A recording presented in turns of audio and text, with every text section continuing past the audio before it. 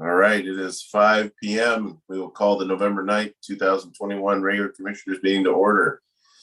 Can I get a motion to approve the agenda? So move. I'll second. Okay, roll call vote, please. Commissioner Incy, Yes. Commissioner Nelson, Yes. Commissioner Sudich, Yes. Commissioner Urbina, Yes. Chairman Wolsey. Yes. Any commissioner absences coming up? All right, seeing a bunch of shaking heads, move on to communications. There is one communication this week. It is a letter from Local 3390 regarding the insurance premiums for 2022. Yep, 0% change for all tiers. That's what we like to hear. Good stuff. Anything else, Tanya? No, that's it this week. All right. Can you get a motion to approve the minutes from the October 26th regular meeting? So move. I'll second it. All right, roll call vote, please. Commissioner Incy, Yes. Commissioner Nelson, Yes. Commissioner Sudich, Yes. Commissioner Urbina, Yes. Chairman Wolsey. Yes. How about some voucher approvals? I will, as usual, move that we approve the vouchers as outlined in the agenda, totaling between the vouchers and ACH transfers, $2,317,208.37. Second. All right, it's been moved and seconded. Roll call vote, please. Commissioner Incy, Yes. Commissioner Nelson, Yes. Commissioner Sudich, Yes.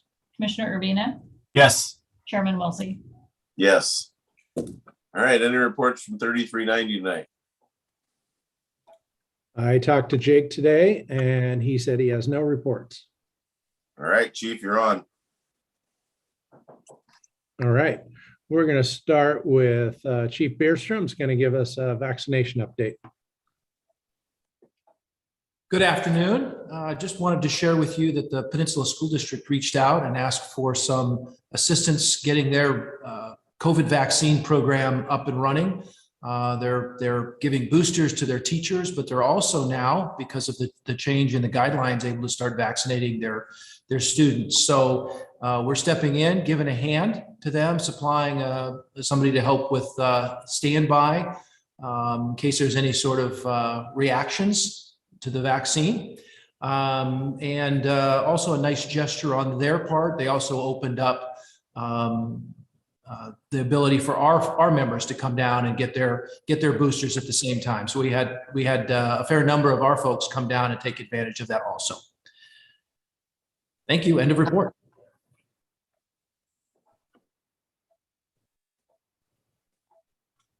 Thank you, Chief. And Chief Langlow is going to give us an update on hiring and some recent training we had.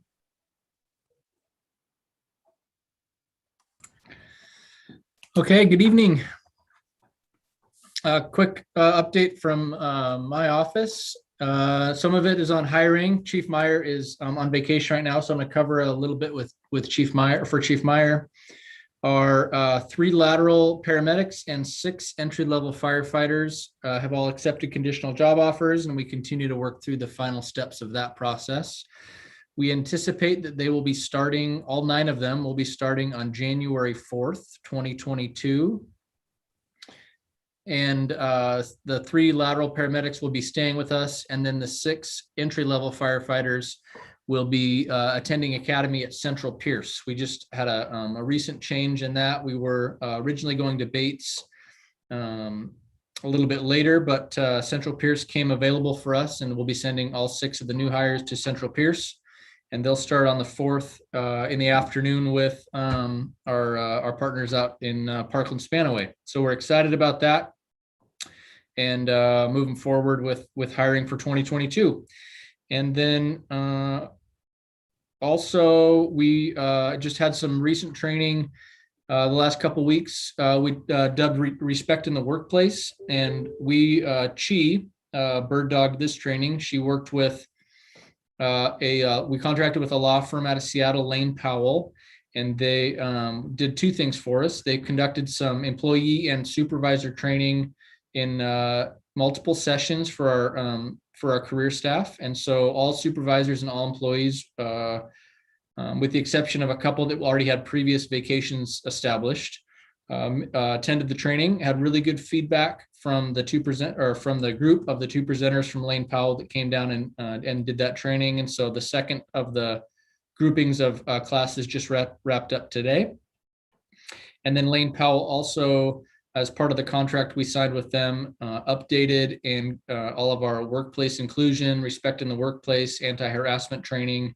Much of that hadn't been updated in quite some time. And so we contracted with them and they've updated all of those policies. They're currently in draft status and we're making some final revisions and checking those. And those, my plan is to bring those before the board in December at your December 14th Board of Commissioners meeting.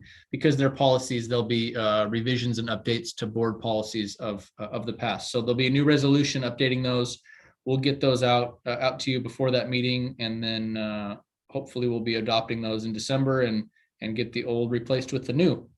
And so that's that report. And then my only other small chief's report is that we'll have final revisions done, and the budget will be brought to you in 2 weeks from tonight on November 23rd for the final adoption of the 2022 budget. That's all I had, Chief. Great, thank you. For myself, I will be speaking tomorrow morning at Kiwanis, giving them an update. Chief Oldenburg is almost through his process. He has a physical next weekend. His contract, along with others, are before you tonight. And our planned start date for him is December 6th, so that he gets to spend some time with Chief Langlow before he goes back to the line. So everything's moving forward there. Let you know also that Chief Johnson will be out. He had a surgery this morning, and I've been in contact with his wife, and she said he came out well, is a little groggy and is in some pain, but everything's going well right now. He's not allowed to have visitors, and he's going to be in the hospital for at least 5 more days. And then we'll see how long he's out after that. Chief Meyer is gone for a couple of weeks on vacation, and then so is Chief Black. So I'm Assistant Chief of Logistics, Operations, all the above. Things are going well. So I'll be giving the presentation tonight on the capital facilities plan for Chief Johnson. That's all I have to report, unless there's any questions. All right, any other questions for the chief on any of that? Seeing none, standing committee reports. I'll just let the negotiations committee, Commissioner Yancey and myself met to review some personal services contracts, which are included in the agenda tonight. So we have a new assistant chief, hopefully, coming from Boise as well to help us out. We had to finalize that, and then a couple other cleanup items. So that's all we have to report. Any other standing committee reports?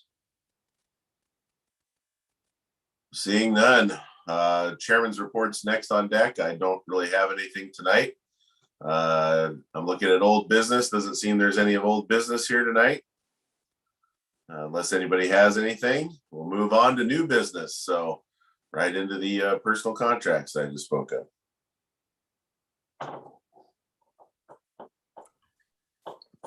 Okay, so in your board packets, you will see personal services contracts for the following employees: Dennis Doan, Dan Bierstrom, Todd Meyer, John Johnson, Katrina Lawrence, Chi Harrington, Tanya Vandervate, and Perry Oldenburg.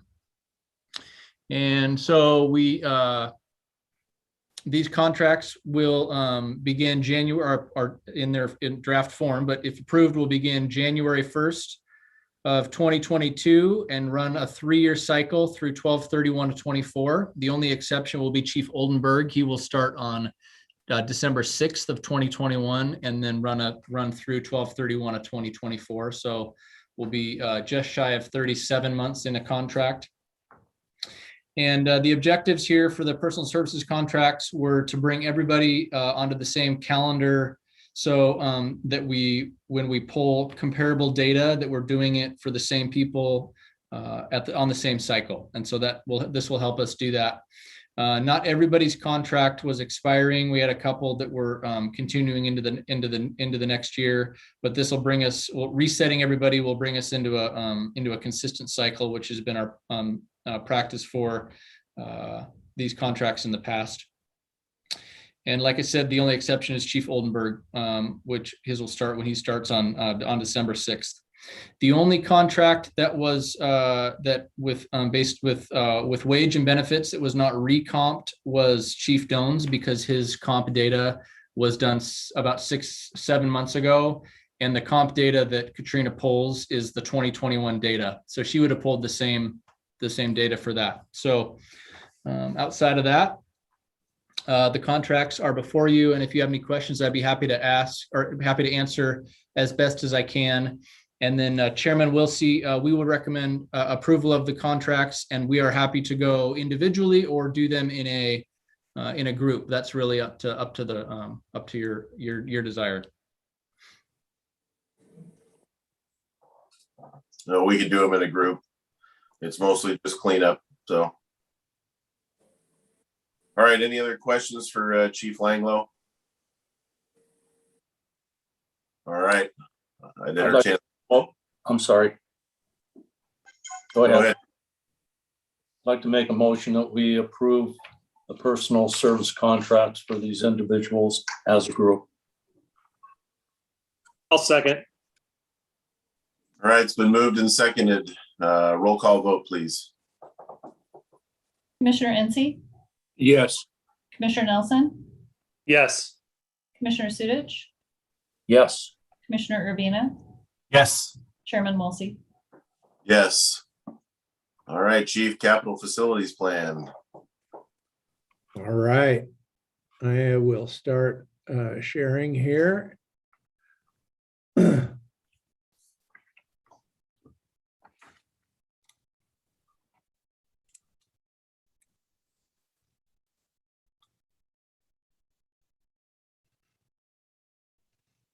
All right, can you see that slide?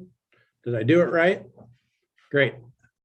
Well, like I said, Chief Johnson is under the weather, or he had surgery, so I'll be presenting this tonight. I think I got a pretty good handle on it, but if there's any details, we might have to get back to you. But I think I should be able to answer all the questions. It's been before you once before. We've made a few revisions, and we will continue to refine it. It's a plan. It's a long-term 15-20-year plan that will continue to be revised as we go. As we're getting ready to present this, I want to pause and take a minute and recognize Chief Watson, as our previous logistics chief, and the time that he spent on this. Chief Burgess, Chief Nixon, like I said, Chief Johnson took the baton after Chief Watson has done a lot of work, and of course the entire staff with Chief Meyer, Bierstrom, Langlow, and Tanya's help also. And I want to recognize all the work. When I first got here 8 months ago, it was our goal to two big things: was to bring you the standard of cover and have that approved, and then have a capital facilities plan to you. And so sometimes when we deliver big things and it takes 6-8 months, we just do it and move on. And I want to take the time to thank everybody. This is a big, heavy lift, and it took a lot of years to get to where we are.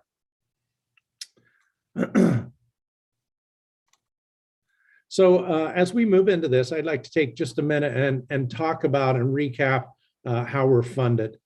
Our operations is funded through a levy, a fire or a general tax levy of $1.50 and an EMS levy of 50 cents.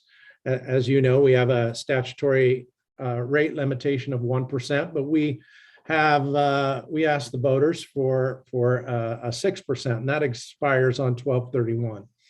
So through time, because growth has been at 14, 16, 18%, our regular tax levy of $1.50 is eroded to about $1.37. And our EMS tax levy of 50 cents is eroded to about 44 cents. We will have to go out at the next year also, or it'll be up to you, I guess, to bring that levy, the EMS levy again at the end of next year. A second way that we're funded is through bonds. The last bond that was done in the 80s built the current fire stations that we have, and usually the things that we can't pay for through our regular operations can be done through a bond, and that includes stations and apparatus. I do want to say that a lot of times people ask me about impact fees, and a lot of times impact fees are a way that growth can pay for itself. We're a fire district, so we're not allowed to collect impact fees. That takes a city and a county. I haven't asked since I've got here, but I will be working with both the city and county to continue that discussion. So far, I've been told that there hasn't been an appetite to do that from the city and the county. So, but we will continue, and I will continue to work on that.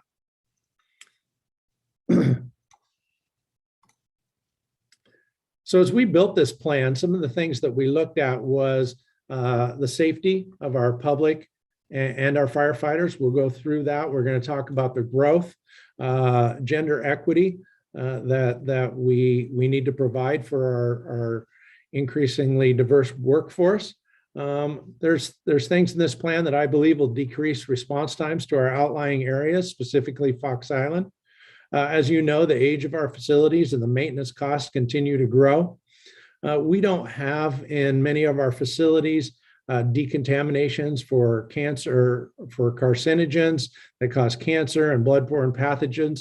And then our buildings don't have the current ADA and seismic requirements, but I'll go through each one of those. Let's first start with safety of the public and the firefighters. You know, firefighters, fire is our middle name, and although we do go on around 70 to 80% medical calls and rescues, we do fight structure fires too, and it's a low frequency, high risk event, meaning people and firefighters. It's very dangerous occupation, and that's where training comes in. We need to spend a lot of time training on those low frequency, high risk events. Unfortunately, right now, the only way we can do that is send firefighters to North Bend or to other facilities outside of Gig Harbor. That costs us overtime. It costs us time to send them there. When we send firefighters to North Bend for an 8-hour training, just the travel alone, after we have to pay overtime, they only get about 3 or 4 hours of live fire training. And for the safety of our firefighters, I believe that a training facility that would provide some live fire training here locally, we could do it on duty. It would diminish some of our costs for overtime and travel. We would have more frequent live fires, and that makes our community safer, and it also makes our firefighters safer. As I don't have to tell you, but our community is growing fast. Gig Harbor community has grown by more than 16% since 2010. Our call volumes have increased by 50% in that same time period. Gender equity, I talked a little bit about that. Our current stations were built for an all-volunteer, all-male workforce. We don't have the adequate showers, bathrooms, sleeping quarters for a diverse workforce. I'd also like to point out that 5 of our 6 brand new recruits that start January 4th are all female, which will more than double the amount of females that we have within our department. And just in our training division, we're doing a lot of changes here at our headquarters to make sure that they have the proper showering facilities during our recruit academy. But our stations are not up to the standards that we should have for a diverse workforce. I talk about decreasing response times to outlying areas. And, the first question is, how does a capital facilities plan do something like that? Capital facilities is for buildings. But as we go through this, I don't want to overpromise and underdeliver, and I don't want it to sound like a shell game. But at the end of the day, when we are remodeling a station, if we start with station 58, let's say right here by our headquarters, while that station is being redone, whatever number of stations we pick to go out to bond, while that station is being rebuilt, the company needs to go somewhere. And I believe that sending them out to the Fox Island station while that station's being built, then when that station's done, the next station would move to Fox Island and the next station. And it depends how many stations that we put into the bond. That's at least 3, 4, 5 years of coverage just through the capital facilities plan that we'll be able to staff one of our outlying stations. And then by that time, in the next 3 to 5 years, I believe we'll have enough personnel to staff it permanently. So I do think that this will decrease our response times to some of our outlying areas. Next, just the age of our facilities. Like I said, most of our stations were built 30 to 40 years ago. They don't meet the current ADA or seismic requirements. They lack security systems, and the annual maintenance costs continue to grow at our stations. Cancer is known to be a leading cause of death among firefighters, and our capital facilities plan includes decontamination areas and specialized equipment to decontaminate our firefighting gear and our contaminated medical equipment. We go on calls and we come back with those carcinogens on us, with bloodborne pathogens on us, and we need to keep them out of our living quarters. And all of these upgrades will include extractors to clean our gear and to keep our gear out of our fire stations and out of the living quarters and stored in a well-ventilated area. So initial items to consider. Our CFP was completed by Rice Fergus Miller architects out of Bremerton. They've worked for Gig Harbor Fire and Medic One on many of our previous projects. They've helped many fire districts with their capital facilities plans and their building projects, including my former fire department, helped us with our training facility and 4 fire stations. So they're well-versed in the fire industry and they're excellent to work with. Currently, the building and constructing industry is at a volatile time. As you well know, if you've done any work or you've seen the community, the costs and the prices of material and labor are going through the roof. And every day that we delay and every year that we delay, the costs continue to go up.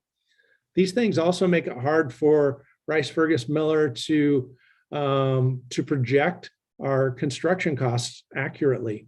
This is a point in time. Many of these numbers are today's dollars. We have tried to build in some escalations that we'll go over, but really that is an unknown.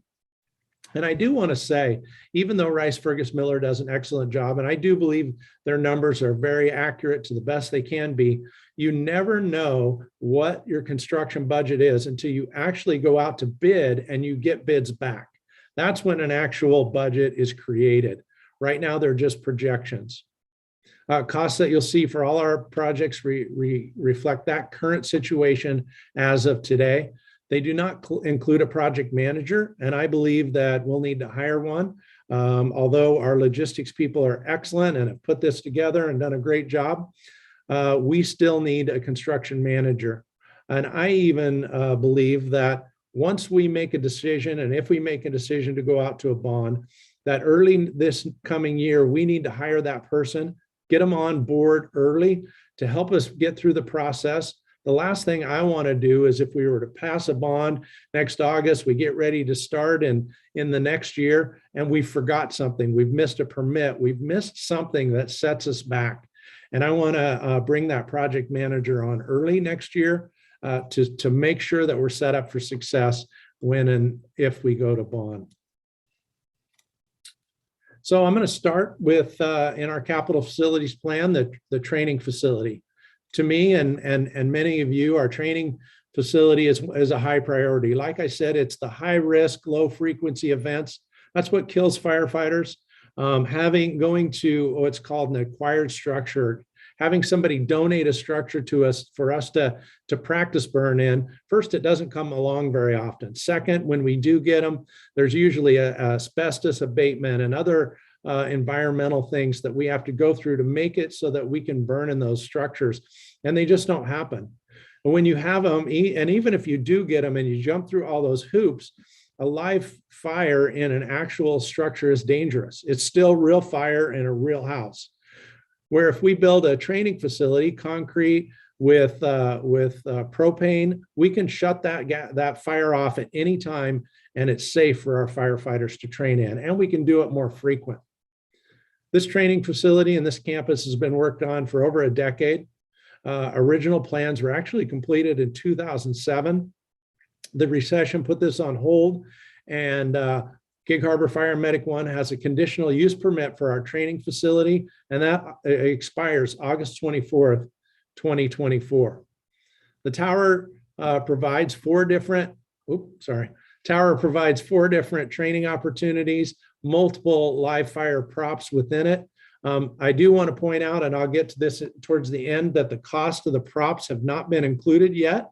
We have 6 live burn props in there. That's the one thing in the technology that's changed over the years since 2007 when we did the original plans. So we need to find the right company to install those live fire props.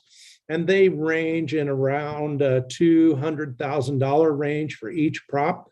So it is an extra close to $1 million added onto the project for the live fire props.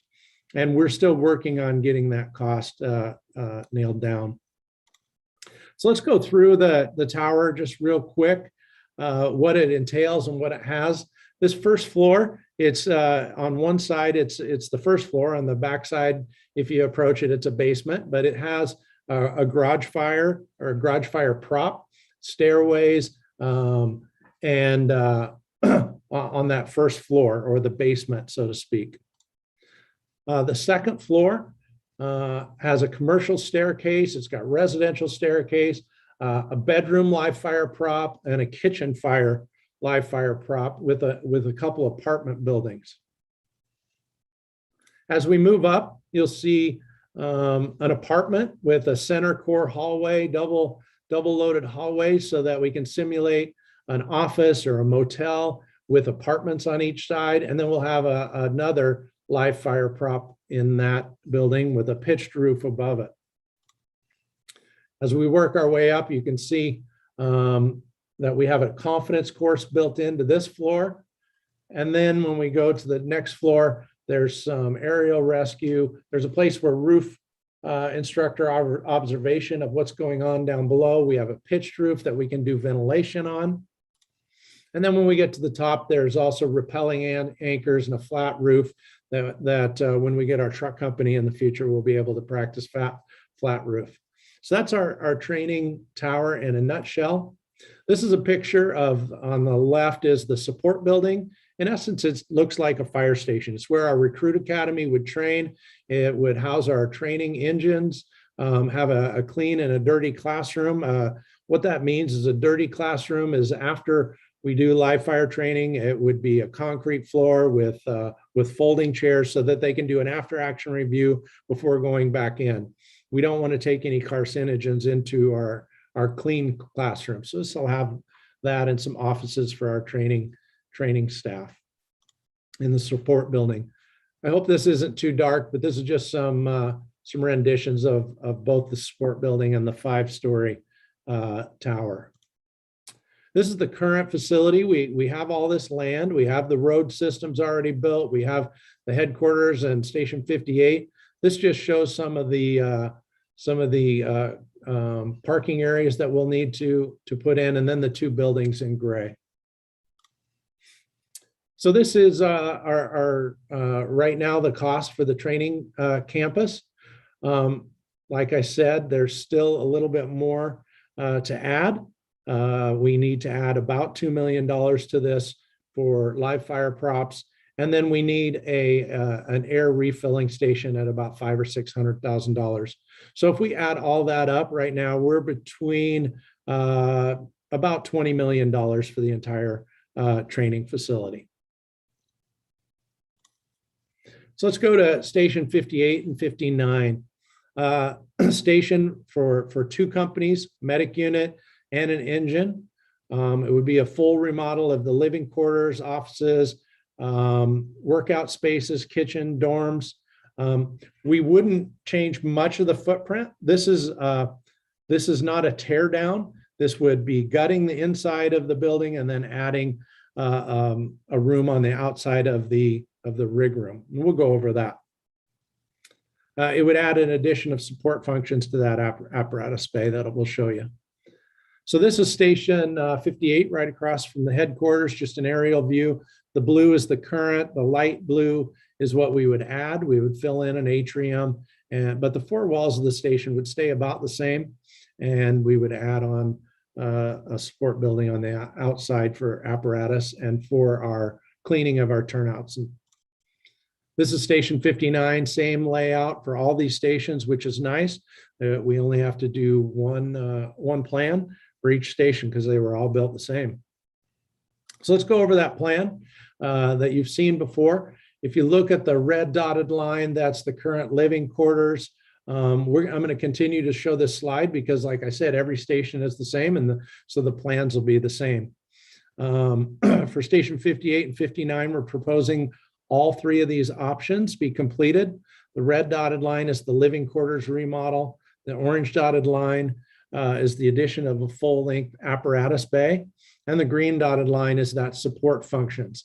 It would be some storage. We would be able to put our turnouts that have some ventilation there. We'd have a decon room for both bloodborne and cancer thing. We would have a shop and then some more storage and a place to clean our turnouts for extractors in there. This is the elevation of all the stations. They would look the same. So this is just a rendition of what the stations will look like. So let's go to the cost of station 58 and 59. The estimate is 7.9 and $8.2 million. The difference is just time and inflation over time. One thing that I'm going to point out multiple times through this is that if you look at the cost of the building on the raw construction budget, it's 4.7 million. You know, a lot of times when you look at this 7.9 or 8.2 number, you're like, wow, that is a lot of money for a station. And it's true. But really the raw construction cost is only 4.7 million dollars. The cost escalation grows to almost $1 million on each one of these projects every single year that we wait. And then when you put in taxing and fees, that adds another $2.3 million to the cost. So I'm not saying $4.7 million isn't a lot of money, but it sure is a lot less than 7.9 and 8.2. And the reason that it grows so much is just cost escalation and then the soft cost of taxes and fees. This is station 51. It would be our next priority. Station 51 would be a complete tear down and rebuild of this station. Station 51 is currently situated in a great location for us. It's ideal for our district and for our city. It was originally built in 1978 and has had multiple remodels and add-ons. It was originally our headquarters. It's got logistics in there. It had many different functions over the years. The proposal, like I said, is for a complete tear down of this building and then putting a new fire station on this site. This would still be one of our main fire stations, housing multiple apparatus. So this is our current station floor plan that you've seen and been in. Like I said, it's been added on multiple times. Here's our station 51 overhead proposal. We would build a new fire station right there where it is. And the white dotted line down the middle is where the current property ends. We actually own all the property till the back, but that's where the current fence is. We would need to expand for the logistics building that I'll go over. So our new station constructed would meet our current building codes. It would have individual sleeping dorms and showers. It would expand our footprint. We would have to move our fuel island to meet current code.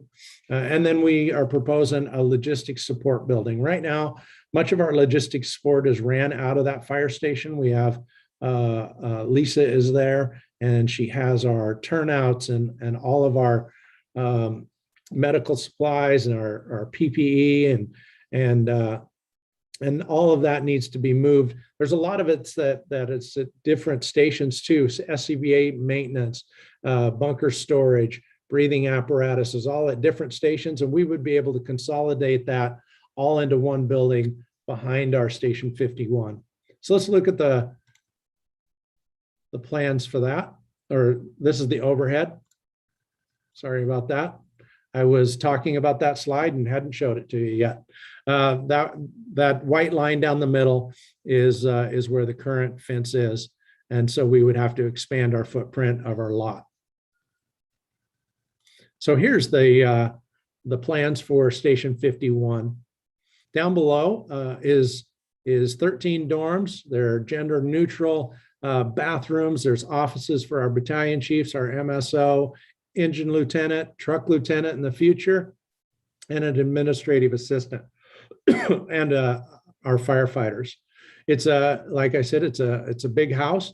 The plans will be have a medic unit, an engine, a truck, and our MSO and a battalion chief all running out of this station as one of our main stations. You can see up in the top right corner, there is a small training room, training classroom. And there might be a question of why would we build a training classroom when we're also proposing to build a training facility? Well, this training classroom would be a clean classroom. It's the type where it would be classroom only, where at the training facility, that would be more for hands-on training. This would also keep our units in this area in district rather than bringing them all the way down to headquarters or to the new training facility for a class. We'd be able to keep some units in their district by having a small training classroom. This is the second floor, just a small space there above the living quarters. It has the day room, it has a kitchen, dining room, bathroom, and just a little small meeting room up there. This is the logistics support building that I talked about. Where we could bring some of our trailers inside. We'd be able to have some shipping and receiving area here, an office and storage for our SCBAs. It would be a place that we could bring all of our logistics functions to one and take them out of each individual fire station. So this is the cost again. Like I talked about earlier, $28 million for a fire station. It's I'm still trying to wrap my head around that, and I understand that. But if you look at the cost above, the raw construction costs of that large fire station with a medic unit, engine, a ladder truck, MSO, and a battalion chief, it's $15 million, right? Escalation is going to grow fast the longer we wait for that. And then the fees also cost a lot. Then we'd have $12 million for the logistics building. We also have to remember this also includes tearing down the current fire station, any asbestos abatement, moving the fuel tank and bringing it up to code. So there's a lot of things going on, more than just building a fire station. Station 52, 55, and 56, all again the same. This would be a full remodel, keeping the footprint, just adding on like the other stations onto the side, bring it up to seismic and code compliance. Again, unisex dorms, showers, expand our footprint just a little bit, and have an officer's office and a day room. So there is one option that we could just do just add an additional apparatus bay and keep it the way it is, or an option 2 of adding that PPE storage room, specialty team storage, have a decon room, shop space, and some disaster storage. And then option 3 is to combine all of that. And I'll go over those. So this is station 52. We're unable to build, when we build out on the station, to have a drive around. So we'll add a new driveway in the front so that the engine can turn and then back into the station if it needs to. Or it just can't drive all the way around the station. It'll have to go through the back door, but we did put a driveway in there too. Again, the overhead for 55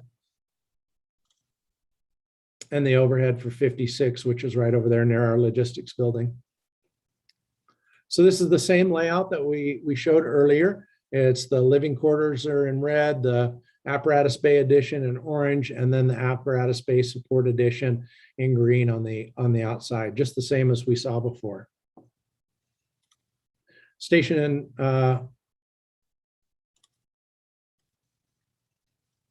whoops, sorry, got lost there. All right, station 52, just that station 52 would be 9 million. Again, we point at the raw construction costs of 4.9, and then the escalation at 1.6, and then all the taxes and fees bring it to $9 million.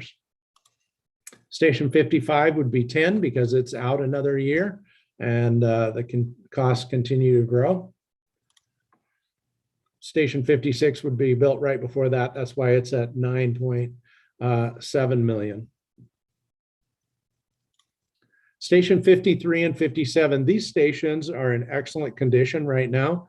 In fact, we have been and are going to continue with the 4th platoon, adding a little bit of staffing to continuously send any extra staffing out to station 53. 57, as you know, had a fusible link go off in the attic, and we're doing some work on it. But both of these stations are excellent stations, and we don't need to do anything to the interior. The issue with those stations is just like I talked about, having that storage room for our turnouts, and a decon room, and then a single point of entry added on the side of the stations. So this is the overhead footprint of station 53. We wouldn't touch anything in the dark blue. It would just be adding those decon rooms and storage for turnouts and a place to clean our turnouts there.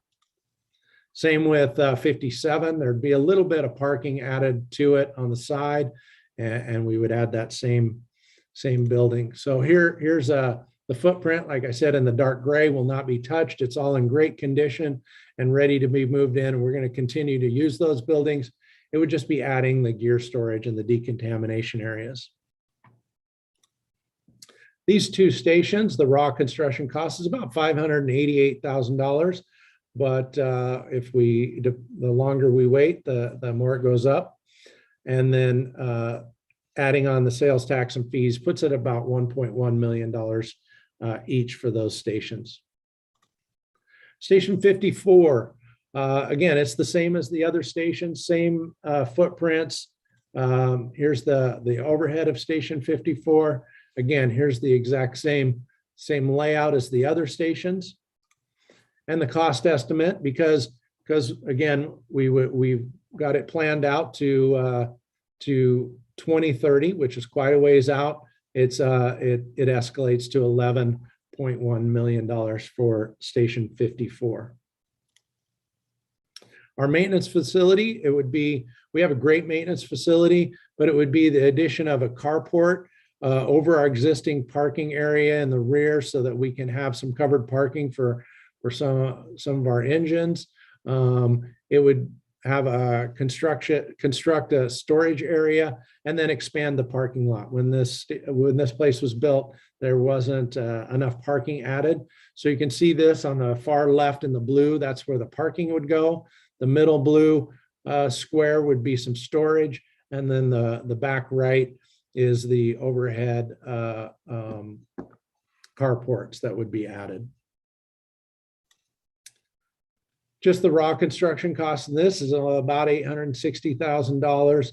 but with escalation and taxes and fees, it's about $1.8 million to add on to the maintenance facility. So this is everything put together, all of those projects. Now I want to pause before I continue to go on. This is a capital facilities plan for the next 20 years. This is every single thing. This is all of our facilities over time. And I'm going to go out on a limb, and I could be wrong. You make the decisions, but this is a plan for everything. And we're going to have to make a decision together on how far we go out. I highly doubt we'll do, especially in this bond, something like Station 54 that's not ready. It's not going to be staffed anytime soon, and it's not up till about 2030. I don't think that's the wisest use of a bond money, but I'll work on bringing you a proposal on how far we should go, what our immediate needs are for capital facilities. There's a couple things that I do want to highlight. There's a line in here, temporary housing and accommodations, about 2.5 million if you add that up across the board.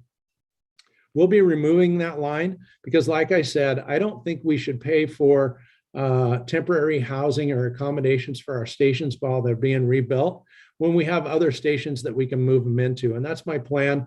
If we take 58 and it's being redone, to move a company to Station 53. And then as 59 is being done, we do the same thing. Station 51, we do the same thing. And that would cut down about $2.5 million out of this proposal right off the top. Another thing I've kind of went over it multiple times, but if you only add up the raw construction costs, it's about $59 million. That's the difference between 118 and $59 million is escalation costs and taxes and fees. And I just wanted to point that out. You know, we have all of our buildings here in a long-term plan that will continue to revise and will continue to grow. But we also have other capital needs. We have engines, we have trucks, we have medic units, SCBAs, and communication towers. So I want to go over that, where we are with all of these type of needs. So let's start with our engine replacement. Currently, our fleet lifespan for a frontline engine is about 15 years, and then they can go into reserve for another 5 years. Here's all of our engines. Our newest engines at 52 and 58 are 2010, and 51 and 59 are 2009, which they're in good shape. But then when you start going to some of our reserves, we're getting into two 1995 engines at 53 and 54. And so some of our training engines and our reserve engines are getting to the end of their useful life. As we talk about this in our engine replacement and the way we may fund our engines, remember this too, that it takes about 12 to 14 months from the time you order to arrive here. So we still have to spec it out. We do have an example of an East Pierce fire engine that was recently built and put into service at a cost of about $775,000. So we know that it's going to cost right in there between $775,000 and $800,000 in today's dollars. We still need to put a spec committee together, but I think if we take East Pierce's engine and maybe do some slight modifications, that we can get that moving. Like I said, once we get that and order it, it still takes 12 to 14 to 16 months to arrive. This is a picture of that engine from East Pierce. Our medic units, we're in pretty good shape with our medic units. As you can see, we have a 2020, our front line are 2020, 2018, and 2017, but we want to keep that up. We do use our reserves quite often. The 26 is put into service quite often, and also our 2015 is put into service. Whether we upstaff or whether we have a medic unit or two that are down. Not recently, we had 2 or 3, and we were using the 2008 deep reserve, we call it. So it is time to at least get another one in the next year, and then another one year after that. We know the cost of that. This is an estimate from Braun for the exact same medic units that we recently purchased, And the cost estimate is around $325,000 to $350,000 for medic units. Here's just a schematic of our previous medic units. We also have SCBAs that are coming due. SCBAs is our self-contained breathing apparatus. It's our lifeline. It's one of the most important safety pieces of apparatus that we have in the department. And you have to replace all of our air packs all at once. You can't just order a few at a time. All of them have to be exactly the same. All of our firefighters need to know and understand and be able to use it in the dark, in our sleep, in dark, hot, smoky atmospheres. And we need to know and understand our air packs completely.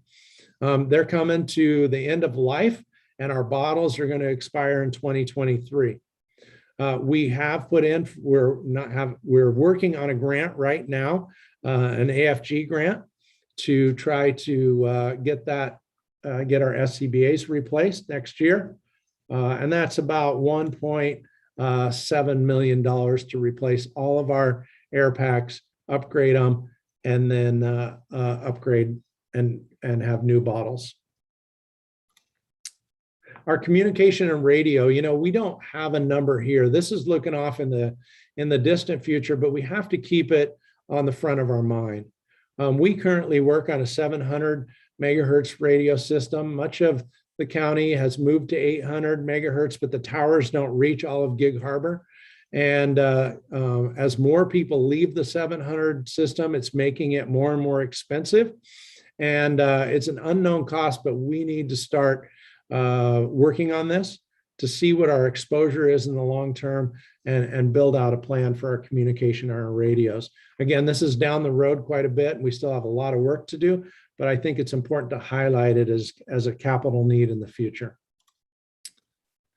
I'll open it up for questions and comments here in just a moment. Our next steps is to continue to take public input both tonight and over the next couple of weeks. I'm asking you to adopt our plan December 14th. Like I said, our capital facilities plan is a plan. It is ever changing. It's not etched in stone. We are continuing to refine numbers, and we are continuing to work on them. One of the difficulties that I want to address right now too is because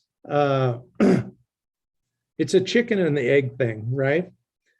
To completely design a fire station out to where it can go to bid costs about $400,000 to $500,000 before it's completely ready to go out to bid. Then we go out to bid and we get the bids. That's when we actually know how much a fire station is going to cost. Like I said, I believe in Rice Fergus Miller. I think their cost estimates are really good for today, but we don't know what it's going to look like in the future. As we adopt this plan, we went over a lot of things that need to be done over the next 20 years. There's different ways that we can fund it. There's one way we can fund part of it is just through our general operations, through our levy, our tax levy. We can fund part of it that way, but our budget's only $30 million, and about 83% of that is personnel. So there's not a lot left over to save up to pay for facilities. But I do think that we can pay for part of our assets through that. We also can go out to bond, which I think we're considering. There's a loan program through the state where I think we should probably do for some of our engines. We're looking at grants for our air packs. And then there's also the choice to not do some of the projects right now.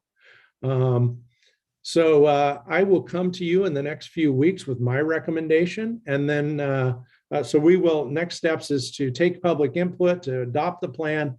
And then over the next few weeks after the December 14th meeting, I will bring a proposal to you. That's a combination of that: general fund operations paying for some, bond paying for some, loan program paying for some, grant, and then some projects we just shouldn't do. And I'll at least get us started down the road. I will pause there and stop talking and turn it over to you, Commissioner. Let me stop sharing, unless you need me to bring any of that back up, but I'll just stand for any questions, comments, concerns, and turn it back over to you, Mr. Chairman. All right, any questions or comments, concerns from the board? Seeing none, any questions, comments, or concerns from the audience or anybody out there? And I just want to reiterate, this is the plan. This isn't what we're doing. This is the plan that we've developed and what it's going to cost. And like Chief alluded to, I believe that our plan is to discuss this most likely, I believe, the first meeting in December. I think our agenda will be light then, and the commissioners here will discuss it. Gives the chief a little bit more time to figure out a proposal on what we should go after in the bond. But I believe that we'll be doing a lot of that conversation at the first meeting in December. So please tune in December, and you'll get to be a part of that conversation. We still have a long ways to go, but I just want to give everybody a timeline of what we're looking at for the plan. It looks like Carl's got his hand up. All right, Carl, bring him in.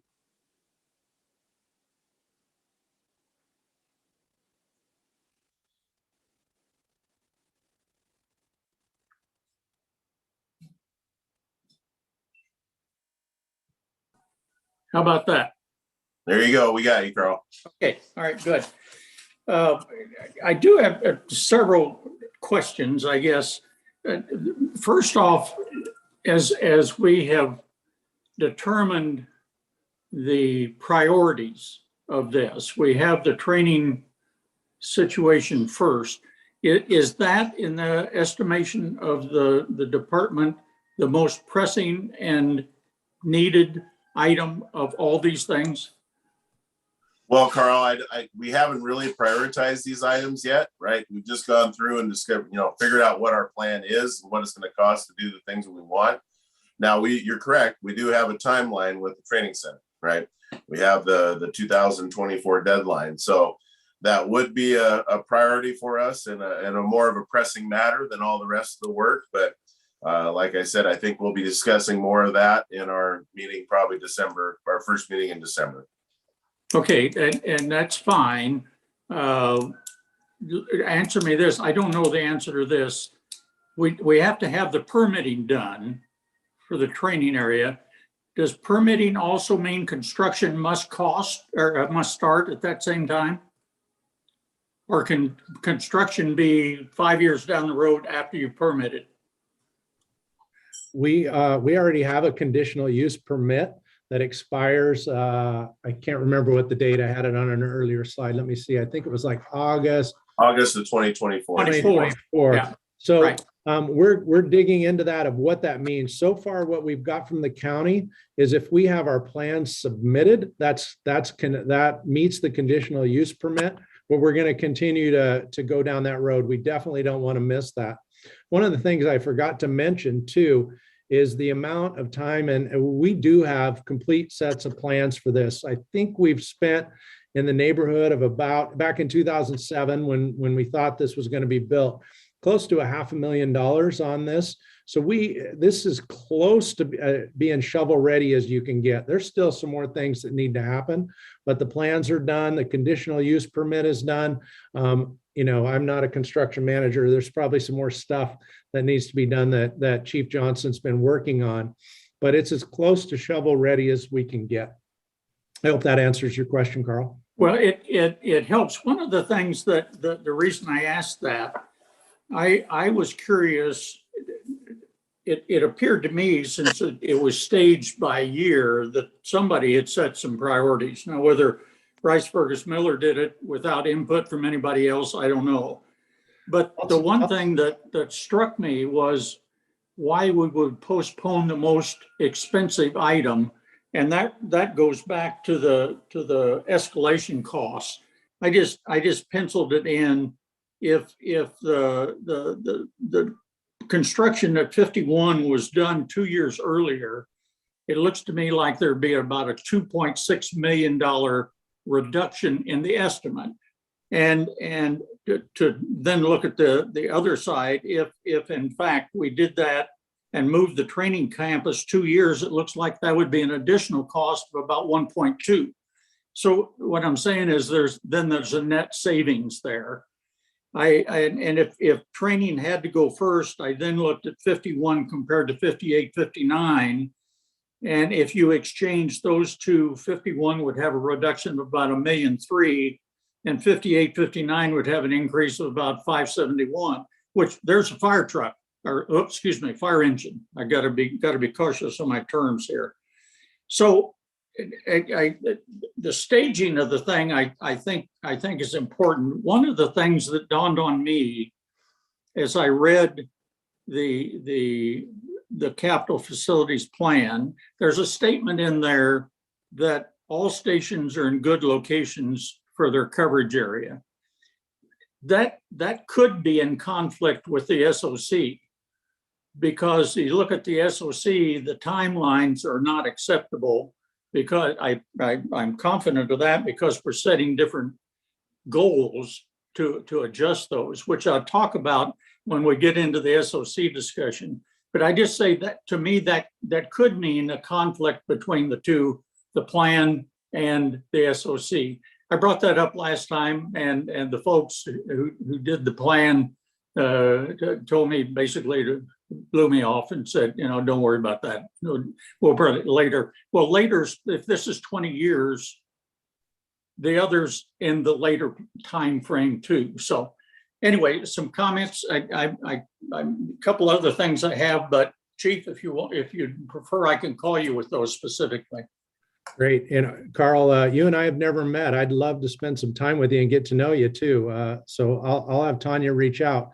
Well, and, already done that, and you're too busy. We're scheduled for November 30th. Oh, I'm sorry that it's taken so long, but I think that is as the priorities. I think you're correct. And Chief, can I speak to a couple of things, Carl? So just having been on the committee, I don't mean to interrupt you if you were going to make a point. So Carl, Joe and I were on the committee, and I won't speak for him. He can chime in as well, but we didn't issue any directives specifically about timelines. This is exactly why we're presenting this, so we can get feedback like you've given. So, I mean, there wasn't any hard and fast, this station has to go in this order. Really, the only time sensitive thing is that conditional use permit at the training center. That was the big thing in our meetings where Joe and I met with the committee, that, that's the one thing that has a bit of a ticking clock on it.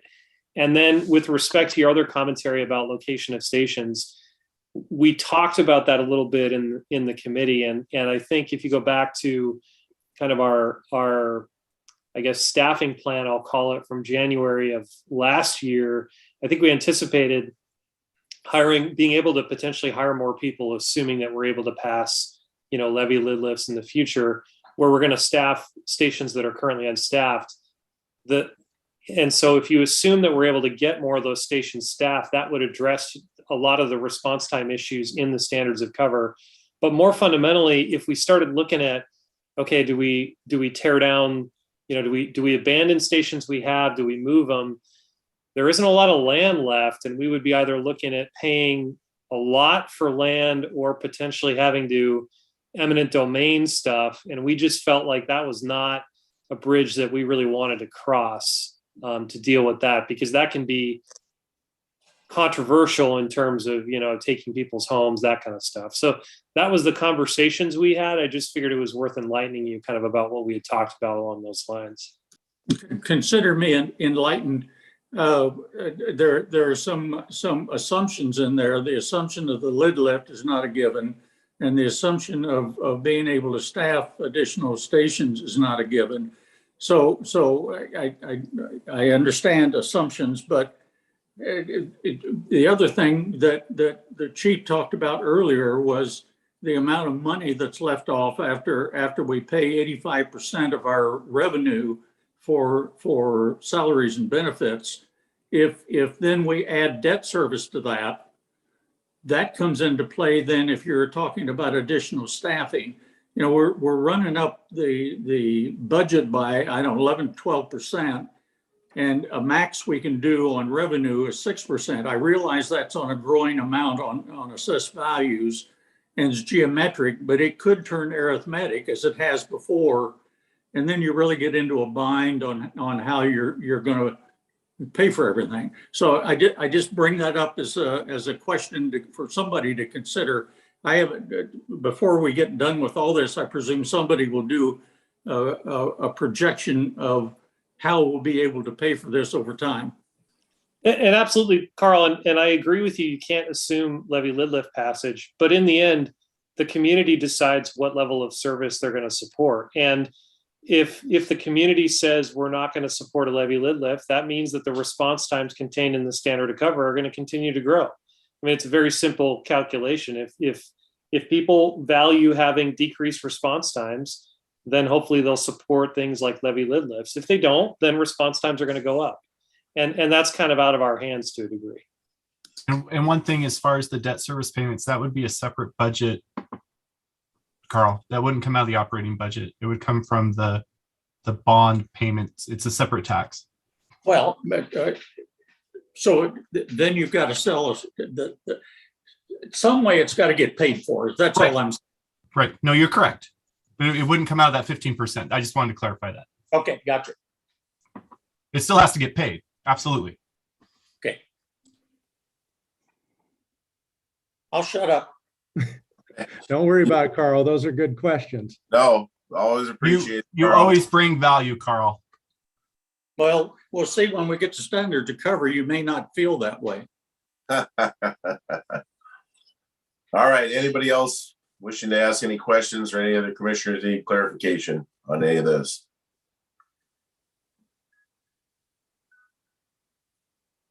All right. And then Chief, am I correct? You are asking for a motion to approve the plan tonight, correct? No, not yet. I thought we'd take a couple more weeks.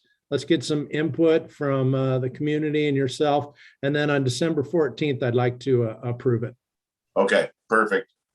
All right. So we'll move on to standards to cover.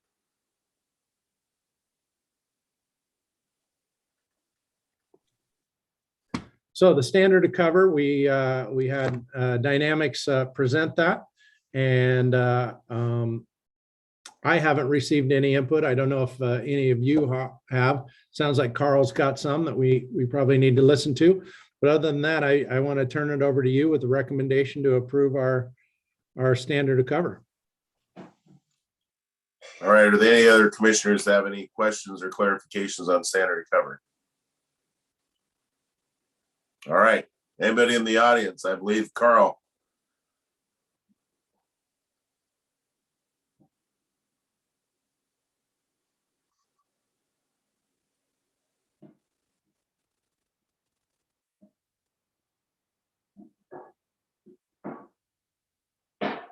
You're on the screen, Carl, but we can't hear you. You got to unmute yourself.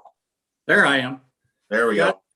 I appreciate the chief not going into the number of 10-penny nails that would be used in all the construction thing, that some of the boilerplate that was in that facilities plan.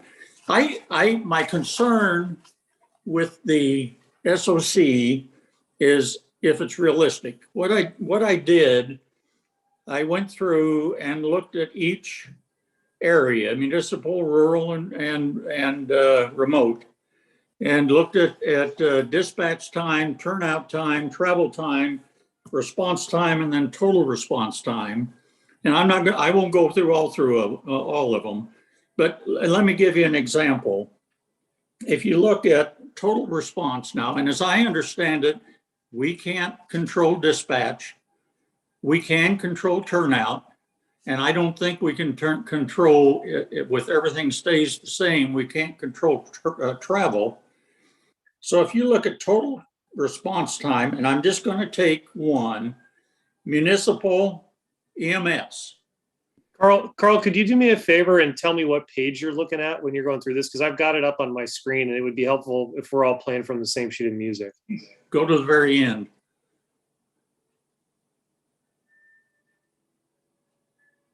I don't have it in front of me. You're on my iPad. I'm okay. Never mind. Never mind. Don't worry about it. It's very end. It's not the index or whatever they do, but it's toward the very end. I don't know the number.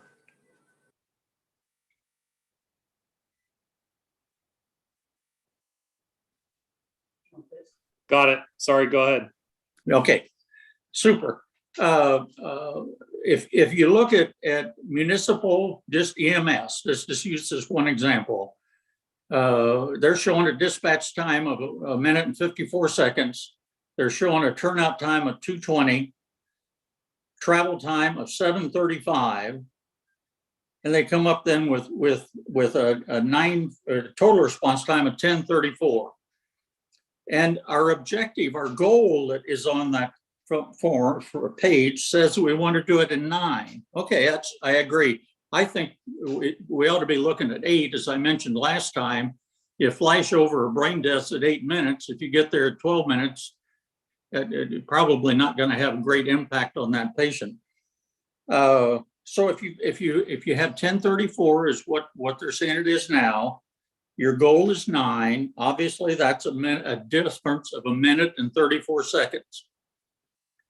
You can't control dispatch. You can't control turnout. Adding 3 people on an engine isn't going to make it go any faster. On travel, I mean. On turnout, what that means, if you're going to accomplish that based only on changes in turnout, your turnout time is going to have to be 46 seconds. Now, I'm not sure how realistic that is. And there are other, I can give you others too. If you look at fire, it would say that the turnout time on fire for a municipal would have to be a minute and 68, or no, a minute, basically 2 minutes. And currently we're at 2:04, it's less than that. But anyway, I'm concerned that what I assume is the goal is not realistic. Commissioner, can I try to answer? So I appreciate that, Carl. You're right. Setting the right goal is a little hard, but let me try to say a few things. First, our standard of cover, how do I say this? Well, it's a snapshot in time today. And one of the things that we found through our standard of cover, and it's okay that we found this, but we do not have good data.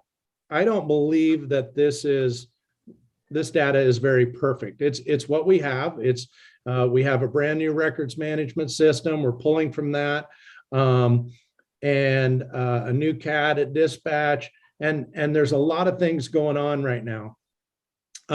We also have some training issues that we know of. So when an engine company officer, when the bell goes off, some engine company officers may run up and push the button en route while they're still changing. Others may, the wheels may roll and they get out on the apron, then they push the button. So we've found out that we have a lot of training issues, that our data is not clean. And I don't know what to do about that for this standard of cover, because it is what it is, right? It's what we have. But what it has identified for us is ways to improve through training. Like a good example is we have emergent and non-emergent. We were unable through our current data, because our firefighters weren't trained on what's an emergent call and what's a non-emergent call. If you start off going lights and sirens, but you're downgraded, is that emergent? If you start off going non-code and you upgrade, is that emergent? So again, it's not our firefighters' fault. It's not our system's fault. It's a training thing.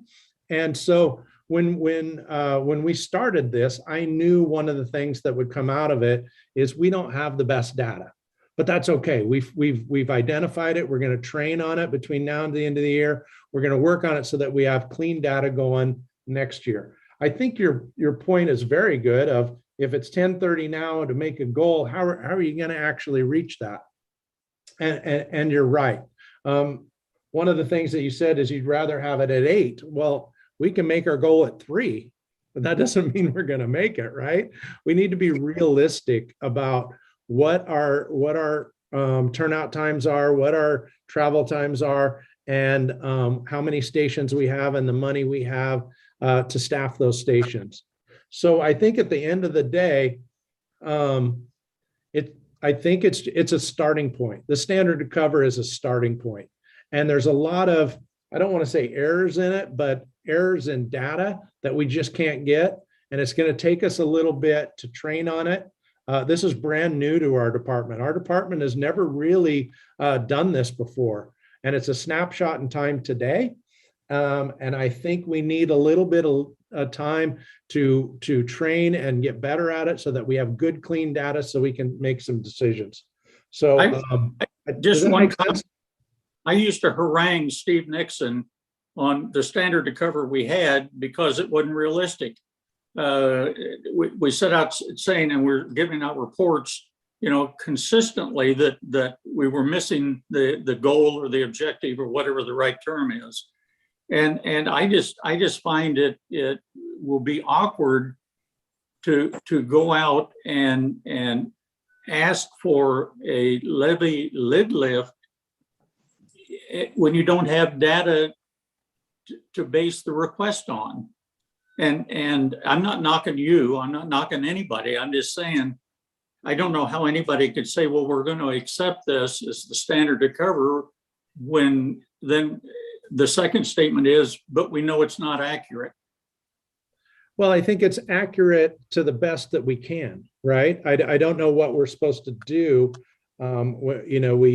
We went through this project. We got the data to the best that we possibly could. And now we're going to improve. It's a starting point, right? And so I don't know any other way to do it than to identify the problems, train, and improve.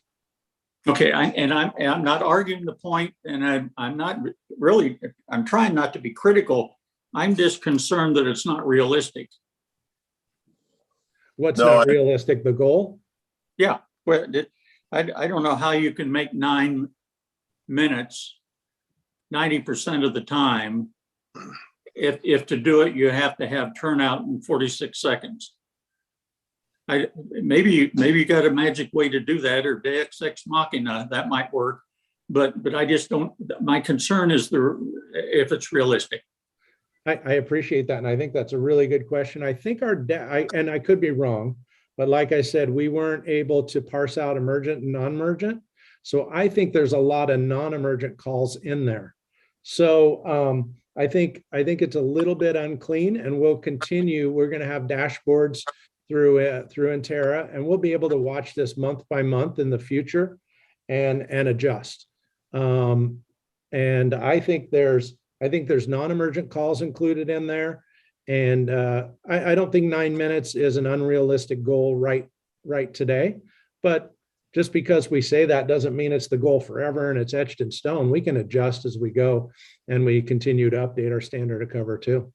What I would suggest, I've got some thoughts, if you're interested to hear them. Sure. on this whole utilization of both personnel and equipment.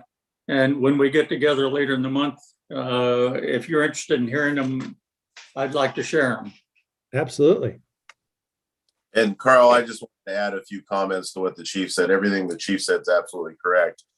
And as you well know, as you live here, the amount of growth that has happened in Gig Harbor, I don't think a lot of entities would be able to capture that and how it's affected travel times in the Gig Harbor area accurately within the last 2 years. I just don't think it's even possible with the amount of growth that we had. But then I also wanted to address the dispatch time. Now, I'm not satisfied with the dispatch time. And I know we don't control it, but we still can put pressure on, because we pay for that service, right? We are the customer, and we need to get a better dispatch time out of that. If you're unaware, they switched to a different programming, to Priority 1 dispatch software, which makes them ask a lot of questions at the beginning, which delays the dispatch time. Now, this company has been notorious for that, and they've tried to make fixes with it and created some backdoors so the dispatchers can dispatch the units ahead of finishing the call and checking all the boxes, but I don't believe it's perfected yet. And they just started using it at South Sound 911. So their dispatch times have gone up quite a bit, and they're actually not meeting their target. They're meeting their target 30% of the time, which it shouldn't be that way. And that affects us. It adds to that time. So, if they can meet their, I mean, and the standard's 90%, you know, and we're at 30 at South Sound 911. So there has to be an improvement there. That helps us out here.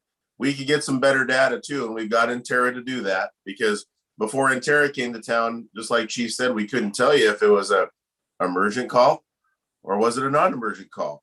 You know, if you're going to pick somebody up off the floor for the third time that night, you may not be hustling out to the fire engine to get to that call. Where if it's somebody having a heart attack, you are moving and you're moving fast. So I hope that Interra will help us get better information.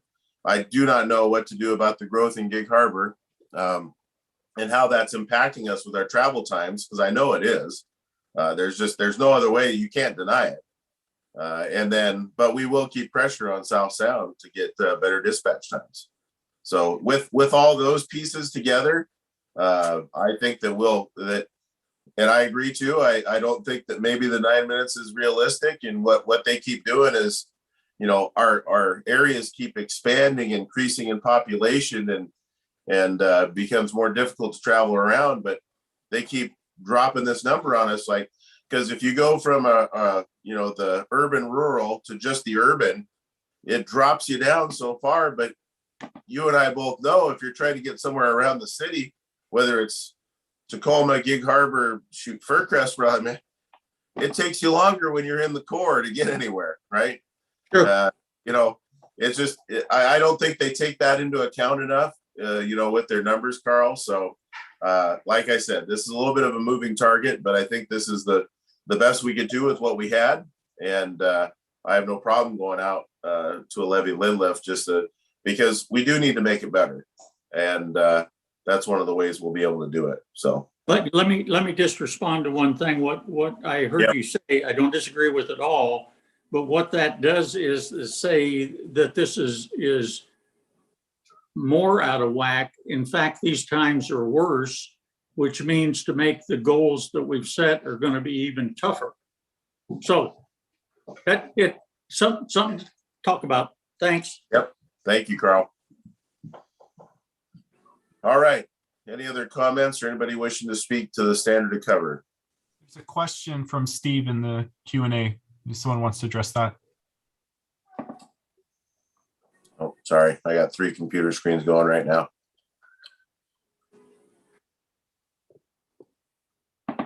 I can read it. Is there a modeling element that Dynamics provides? The forecasting of response demand would assume an increase in the UGA versus across the district. And I don't know, Chief, do you know if they had that? I'm trying to understand the question. Steve's much smarter than I am. They don't do modeling. Modeling, there's not many companies that do modeling, futuristic modeling, if that's what he's talking about. The forecasting of, yes. I don't know what. I'm sorry, Steve. You know, Steve, you can quit being so elusive and just pop onto the screen here and quit using the chat box. You know, we haven't seen your face in a while. We miss your face, Steve. Jump on. Unless you've grown a beard and, you know, didn't shave or do your hair today or something. What's wrong with growing a beard? Nothing, especially since it's Movember. There he is.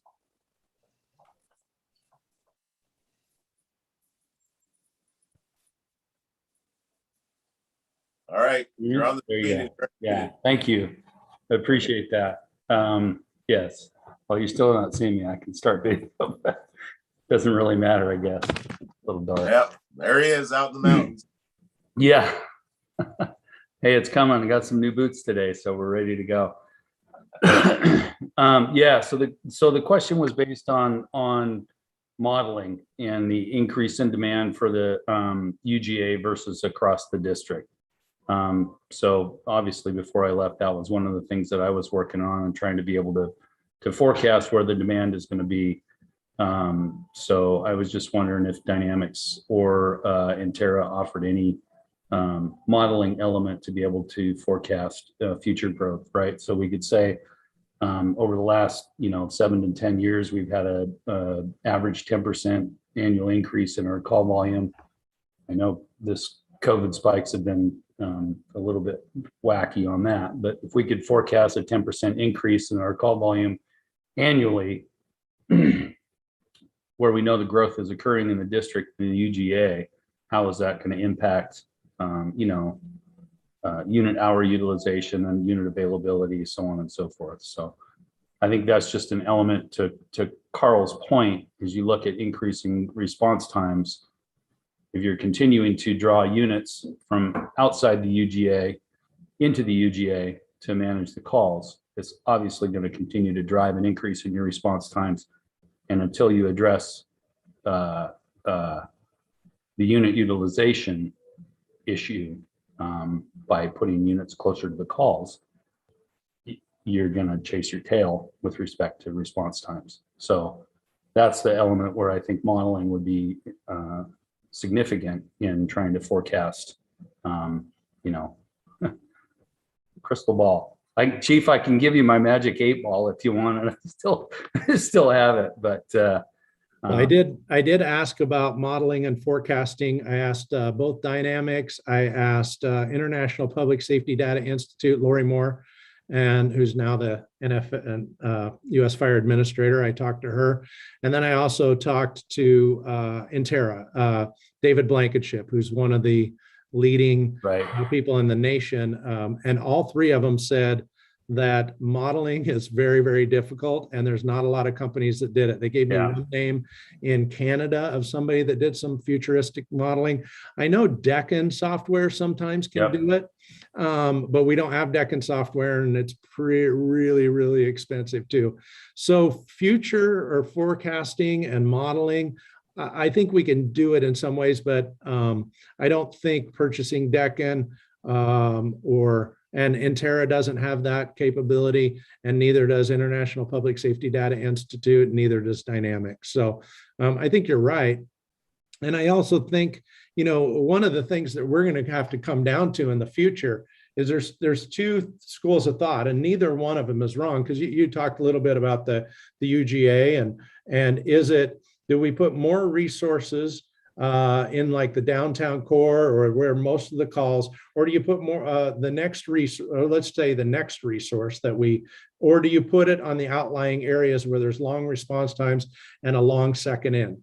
Nobody's ever answered that question. It's opinion, right? But so let me give you an example. If we want to staff another medic unit or another engine, do you put it near 5.1? Or do you put it at 5.3 or 5.7 where you have long response times and long second in, where that first engine is on the front porch waiting for a second engine a long time, right? I'm not saying either is better, but that's the discussion we are going to have as a community, as a board, and as a fire department, of where our resources go next. Is it another ladder or another medic unit at 5.1 to keep the unit utilization hours down, or do you put it at 5.3 where it's a long response time? Again, no perfect answer here. It's one of the things that we're going to have to wrestle with of where we go next. So to answer your question directly, no, we didn't do any forecasting, and no, none of those companies do it. Thanks, Chief. Thanks, Steve. Hey, and Steve, while you're still here, I said it at the beginning, but I don't know if you heard. We just want to thank you for all your work that you did. You and Chief Burgess and Watson, this is all built on the things that you did. And I just want to tell you thank you, that it's recognized. I read your standard cover and all the work that you did, and it wasn't well resourced. So, and you were all by yourself, and I know that. But I want you to know how much we appreciate it, and that we built this on your shoulders. So thank you. I appreciate that, Chief. Thank you. Yeah. Thanks, Steve. It's good to see you. Good to be seen. Carl, you want to come back in here and beat up on Steve a little bit, just like old times? We meet for coffee now. It's easier. Oh, that's good. That's good. I'm glad to hear that. All right. Any other questions or comments, concerns on standard cover for anybody? All right, and with that, Chief, you are asking for a motion tonight on this, aren't you? Yes, please. All right. Do I have a motion?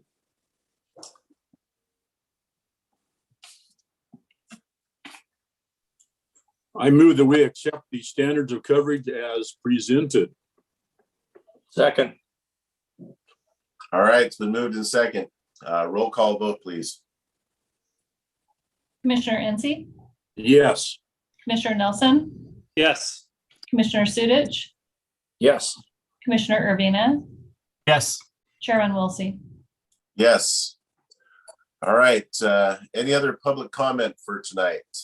State your name for the record. You'll have 3 minutes. Anybody else wanting to address the board this evening? Well, while they're coming in, Mr. Chairman, or if anybody's raising their hand while we're waiting, I just want to say, and Carl made a good point, and again, to reiterate that our standard of cover is a snapshot in time, and we got a lot to work on, and we found a lot of weaknesses. But it's a starting point, and it's the starting point that we needed to move forward. And we're going to continue to evolve. This isn't a document that's going to be fixed forever. We got to continue to evolve it. We got to continue to update it, and it'll be the basis for our reports in the future. So thank you.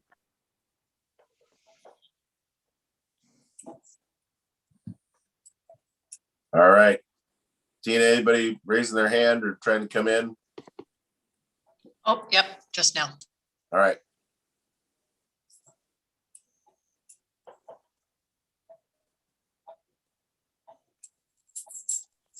Guess who? Carl. My name's Carl Kreitzer. I live in Gig Harbor.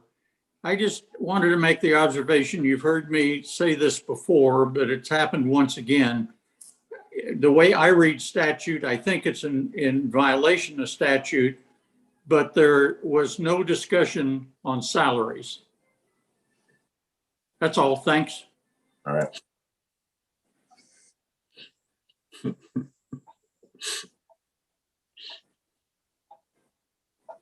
Anybody else?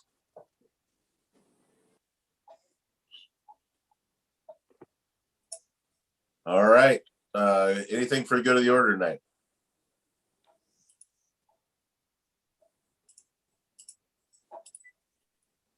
Hearing and seeing none. Looks like we have Lieutenant TJ Teeple's retirement celebration coming up on November 30th at 11:30 a.m. at headquarters. I'm assuming, is that going to be at headquarters? Yes, that's correct. All right. So with that, any other special interests or upcoming events? All right, our next regular meeting will be Tuesday, November 23rd, 2021. With that, we'll be adjourned. Everybody have a good evening. Thanks, you guys. Good night.